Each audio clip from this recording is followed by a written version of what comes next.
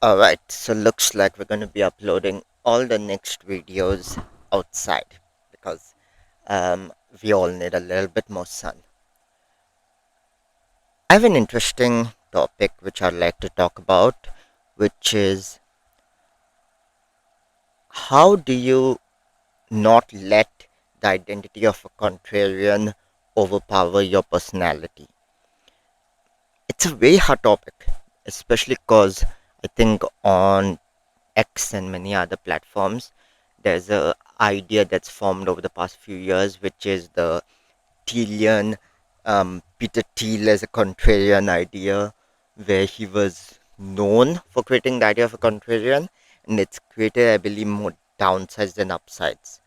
And I think on this topic, I'd like to share a few of my life stories, uh, and hopefully maybe help shed some light into how I think about the idea of contrarianism without getting too many downsides on it.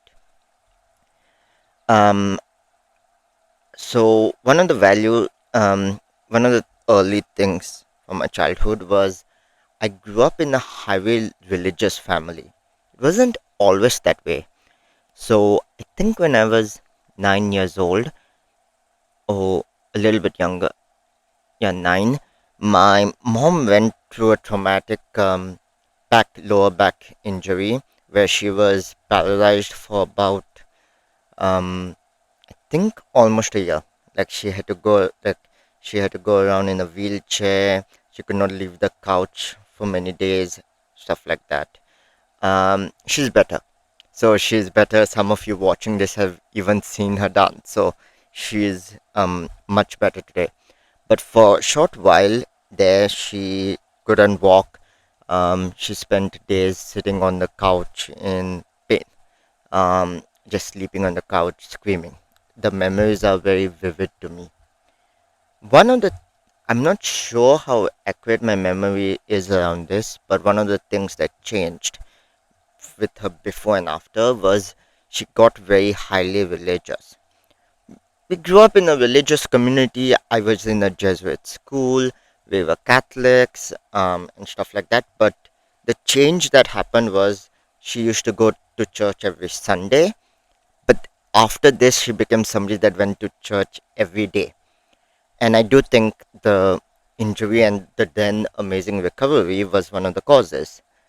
Um, and I was very embedded in not only the religion but the community that then ends up being around it, which was I was the head altar boy when it comes in the church.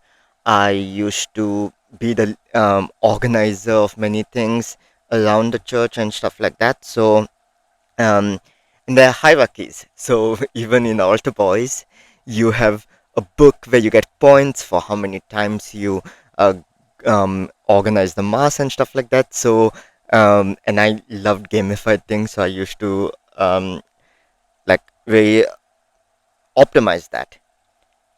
Eventually, when I was a early teenager, I started questioning my faith and started becoming more atheistic.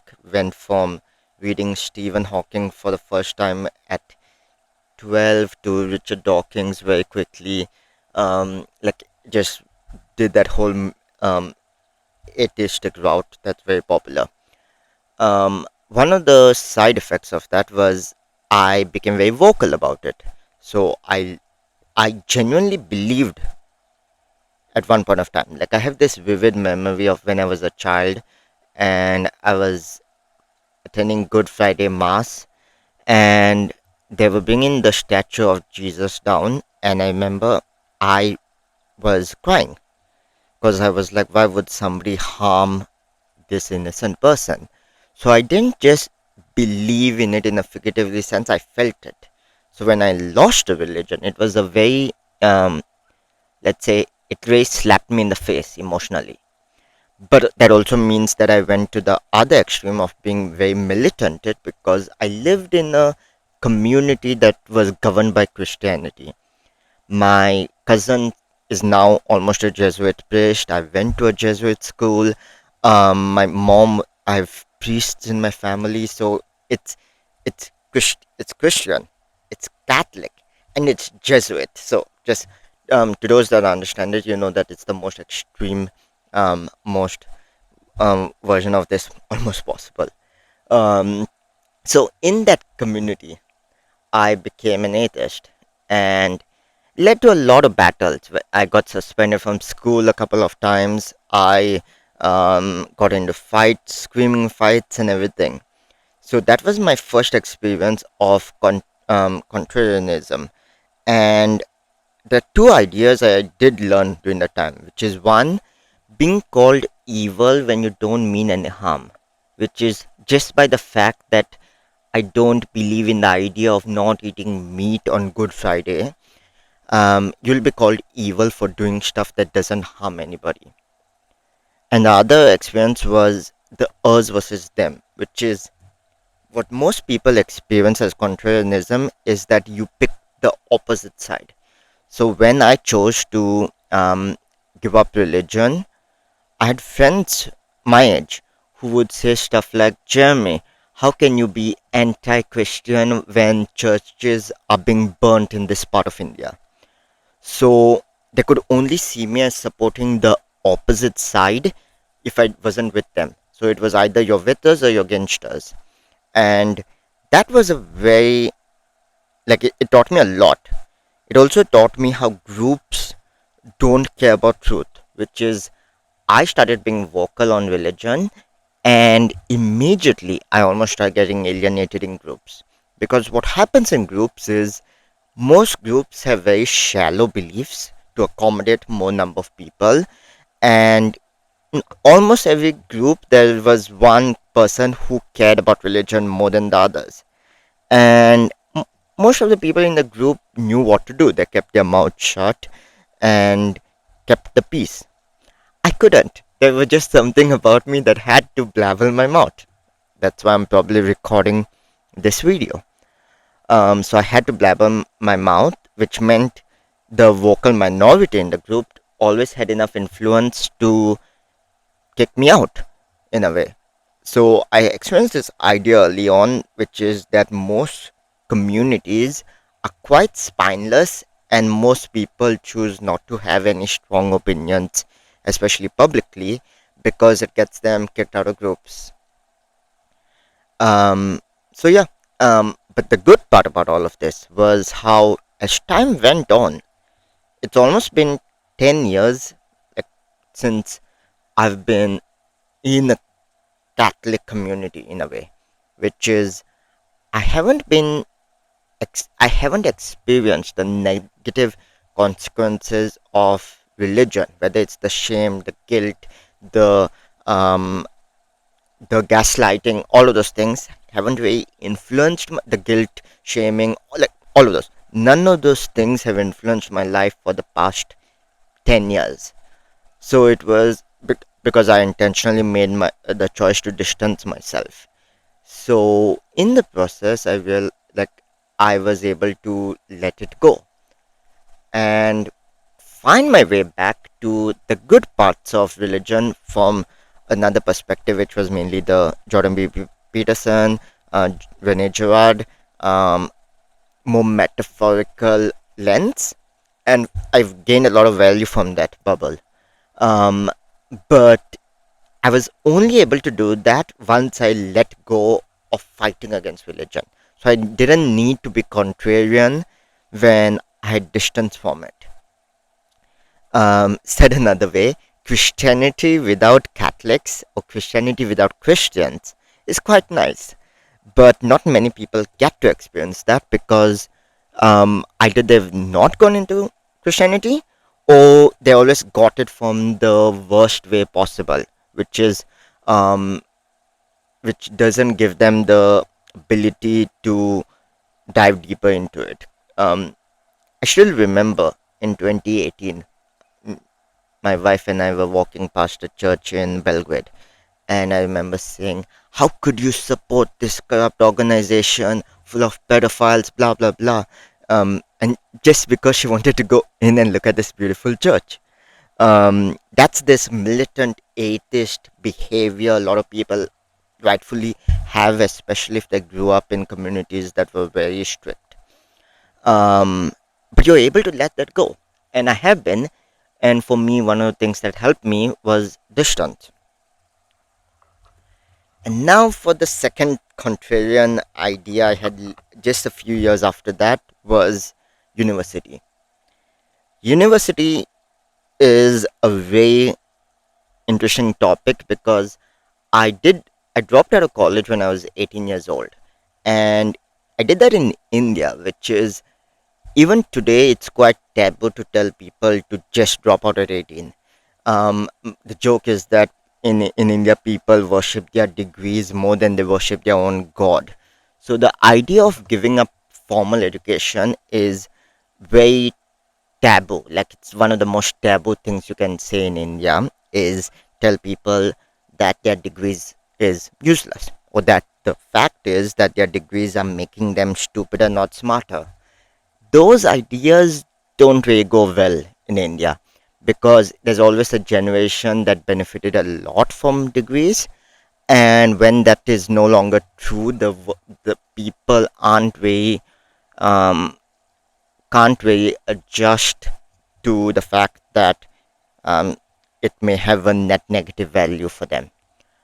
Um, so when I dropped out of college, I remember f- people thinking that I was just doing things to be contrarian. And I spent a lot of time debating these ideas. So in between 2016 to maybe even 2019, I got into debates on the college conversation. I had like 10,000 views on 100,000 views on Quora a month for like many for almost a whole year, when I got into debates with professors, with intellectuals, and everything. And I used to have the fact based fact based discussion around university, around the how much effort, how much knowledge, how many books do you have to read such that you don't have to go to university? How do you create the connections? How do you create all of these things? And somewhere along the line, I realized that university, and especially university in India, wasn't ever a factual, logical conversation. It was a conversation about emotions and beliefs, that people didn't actually care about the data or the facts. People just did stuff. I mean, you could say that about everything, but especially with university, people just did stuff on emotions, and they were optimizing for a fake sense of security over like real security. And in a world where people don't believe in real security, they just double down more and more in fake security. So very quickly, I stopped having the debates, and I think I just started switching over to the idea that people get what like into the idea that im- more people the thing that should be optimized is actually courage and agency. That the idea that more people should um, just feel and have the courage to do the right thing, rather than um, give them one more data point, because the data point doesn't really work. And I think as time went on, as more of this became a fact to me, like, it wasn't, oh, I got lucky dropping out of college. It was more, I kept on helping other people, and each person that listened to me kept on finding their life to be better. It switched from, oh, this is an idea I have, to this is just a fact of the world. And as the years went on, as it's been 9 years since I did this, um, everyone else's perspectives basically folded. Like, I have a friend who I haven't talked to for many years, who talked to a friend who I do talk to. And one of the things they said was, in 2021, it was, what are you doing not going for your masters? Like, you should go for your masters. Like, are you stupid? And by 2023, the perspective was, yeah, why did I waste my time? I should have just started what you were doing earlier. And because many people have heard me say many of these things for like 9 years, 8 years, people think that they are too late. People think that, oh, because I've read the 4 Hour Week 9 years ago, it's probably not true anymore. And the reality with many of those things isn't that you're late. It's more that it's never too late to start. And a better question should be, how should you learn from your blind spots and lack of ability to do things earlier? For example, sleeping 8 hours and walking every day, or being out in the sun. Um, it's like, it doesn't matter if you start doing that at the age of 40 or the age of 20. The better question should be that the better thing should be that you actually start doing that. And then should be, if you were blind to this action right now, how many better ideas are you blind to? That's a more proactive way we can approach this conversation. It's not regret about the fact that you didn't go to the gym when you were 16 years old and now you're fat and in your 40s. The question should be, are you going to the gym today? That is your starting point, not the regret and post hoc rationalization about why it wasn't that bad. No, you start now. Um, so as time has gone on and my the whole world has become closer to my world, um, it's not very contrarian, and I don't really need to fight the academics, because I don't think the academics and the pro university people are relevant. I think that we can move to a world smarter than that. For example, when I was 18 years old, I did the Annapurna circuit by myself without any prior hiking experience. And I have this idea in my mind, which is that the hiking the Annapurna circuit alone, which is something that costs $200, will probably give every 18-year-old Indian a higher wage premium than going to university. Now, that to me is an illegible fact. That's a fact that I will talk about all the time, and everyone else will think I'm crazy for talking about it. But the moment somebody actually does that, that will actually be true for them, because the fact is, in a country like India, hiking is not that common. Doing stuff on your own is not that common. So by the sheer fact somebody did that, it shows you that they have insane courage and action and agency, which means that they come out of it super high confident, and basically all the characteristics they gain in the process of doing that means that they never have any issues. That basically they've gotten more than a bachelor's or even master's worth of wage premium in 2 weeks. Now, people will spend, like, there are people I know that will try to call me crazy for thinking a 2 week hike is the same as a degree, but to me, it's a fact. It's obviously true. And everyone that actually does it at the age of 18 or even at a later age will pretty much agree with me. So I'm more into that world today, where I don't really care about the academics anymore, and I mostly try to dismiss them by saying this joke, which is, I've never heard a person defend. I've never heard the word wage premium from anyone that has a premium wage. All of these statistics, all of the statistics, studies, blah blah blah, about universities often just cope from people that can't do obvious things, like they believe health is complicated because they don't sleep 8 hours. That's not a like, none of those ideas are relevant in the real world. And finally, the more controversial thing, where I was called a contrarian and people thought that I was just being reactionary, was COVID. I didn't get, outside one friend who I did help not get the vaccine, I'm so far the only Indian I've met to not get the vaccine. Because in India, it's more taboo to it's probably more taboo to call your doctor wrong than it is to drop out of college, because the two professions which are the highest status in India are your teacher and your doctor. And Indians have a very big sense of fake security. Like, I remember when I was a child, this story very vividly was, my grandfather went to the doctor and he was given some pills, and then he was upset that the doctor didn't give him an injection because it gave him it because because most people believe an injection has a higher sense of functionality and it will work more. So I was somebody who very quickly on observed that people didn't actually care about the facts on health. Most people went to doctors and other professionals for a sense of security.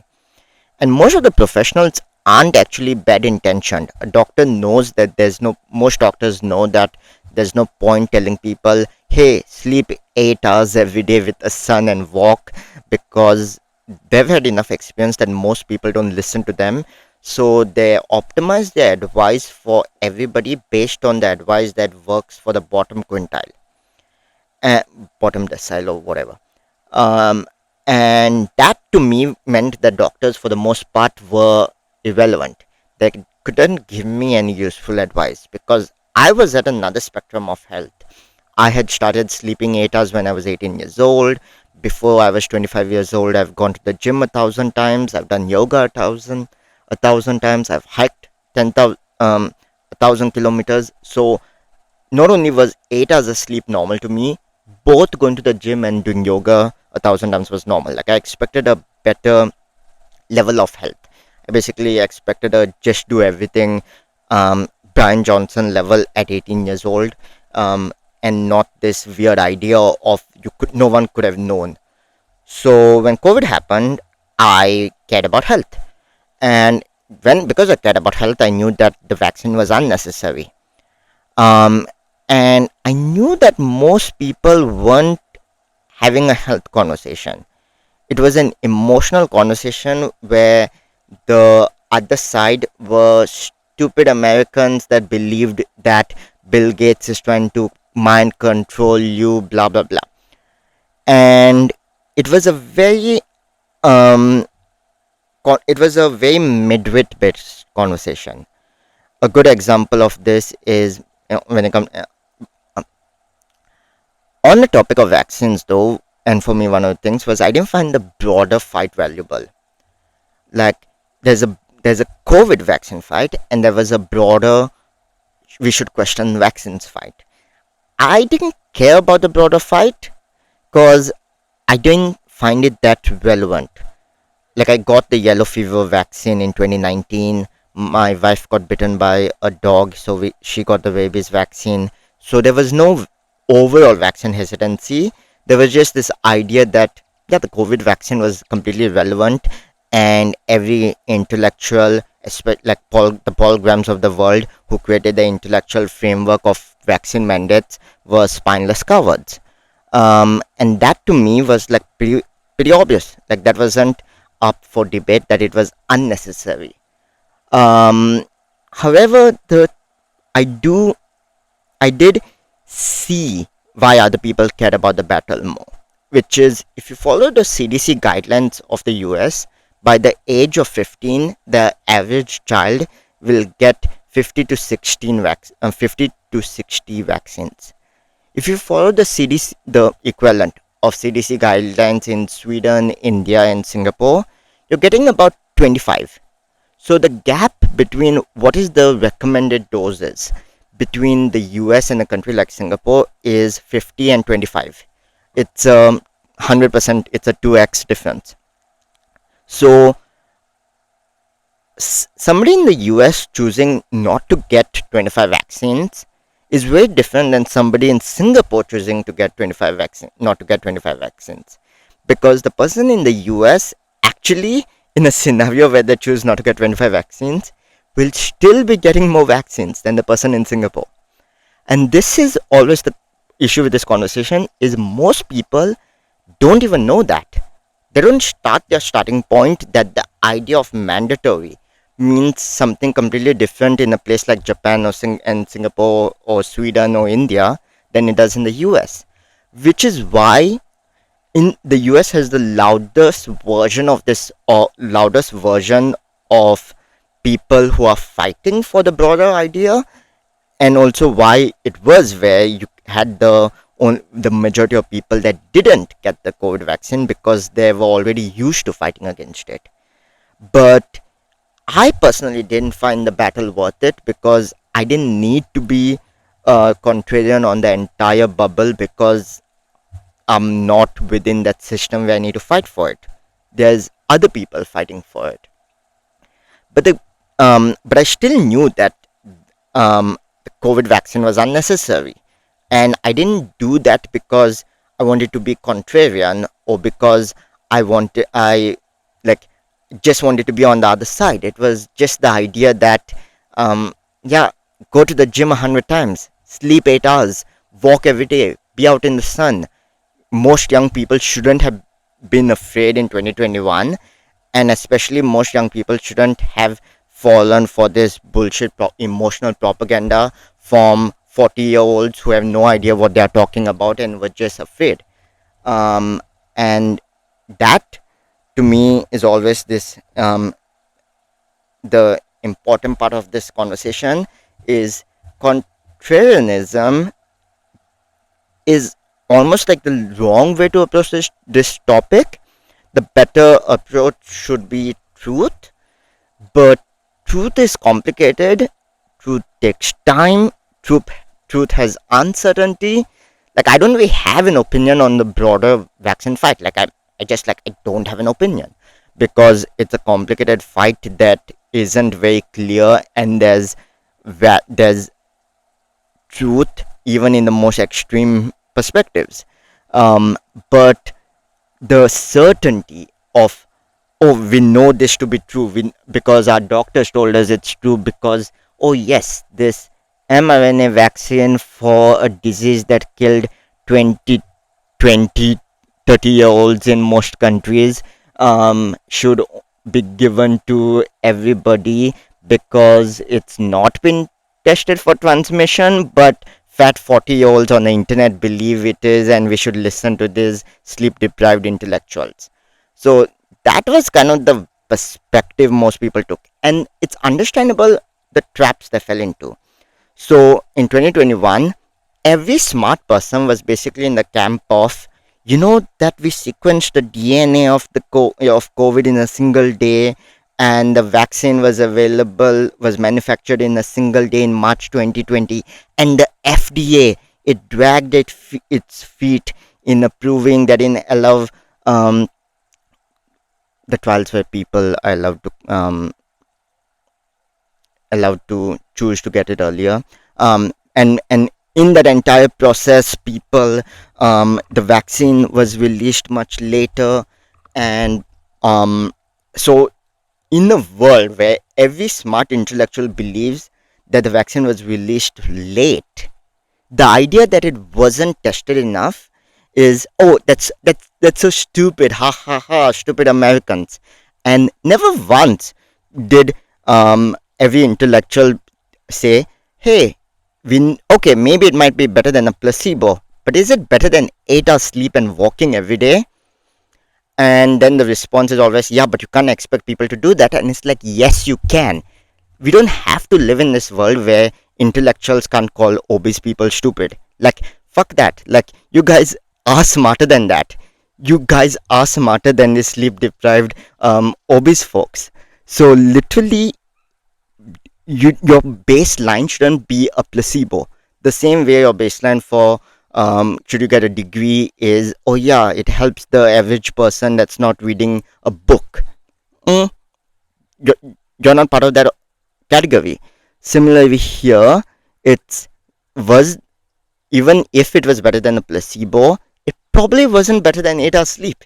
You could have got the same sense of security in your own health if you were young by just being healthy. That was the choice. You didn't have to choose the fake sense of security that everyone had in 2021.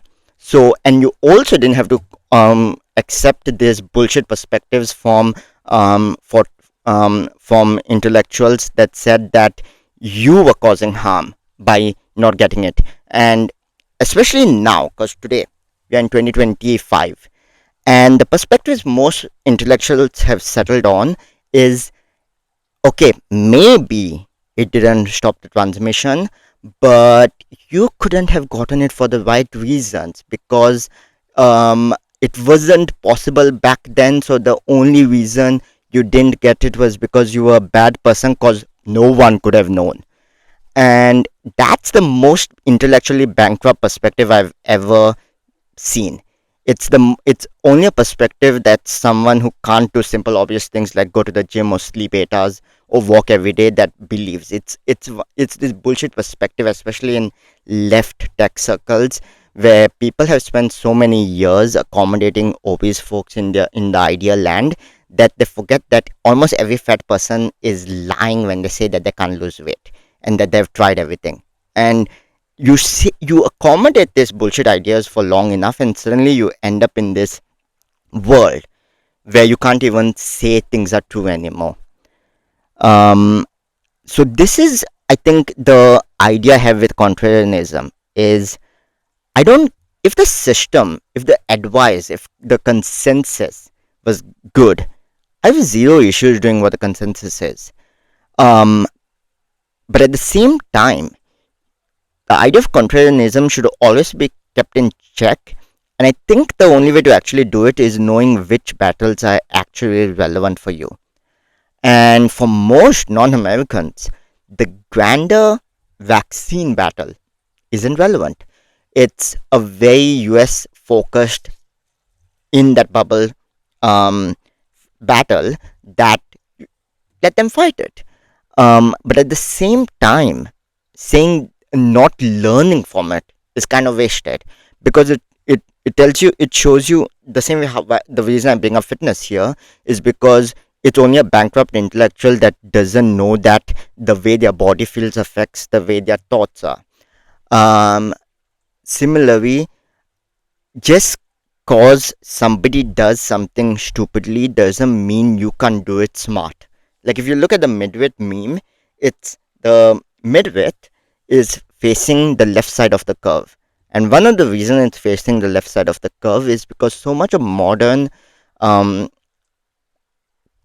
modern like failures where people compromise their perspectives comes from the fact that they see someone doing things stupidly. So I'll end it with the best example with India. In India, people are doubling down in their trust in the system because they often see people do things stupidly. It's They see people still believing in homeopathic medicine. They see people skipping cancer treatment and going to their local priest. So because they see more and more of these things, it's only in the past 15 in the past 5 years I've seen that the educated class of India become pro sunscreen.